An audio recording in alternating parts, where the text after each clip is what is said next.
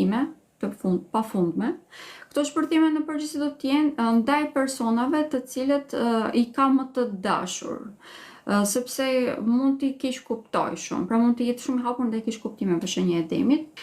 Do t'i këshilloja që të bëjnë tokëzimin, pra të ecin jashtë në natyrë me këmbë zbathur. Në këtë mënyrë do të heqin gjithë atë elektricitetin e tepërt që kanë në trup dhe kjo do të ndihmojë që të jenë më efikas në jetën e tyre të përditshme. Mund të sfidohemi nga çdo gjë që na thuhet dhe kjo edhe mund të jetë pa bazë, një aktivizim shumë i madh i jetës së tyre sentimentale. Janë vërtet shumë tepër pozitiv ose më të themi kreativ dhe kjo automatikisht mund të ndihmojë ata për të krijuar një oportunitete të reja për të ardhur materiale të mira.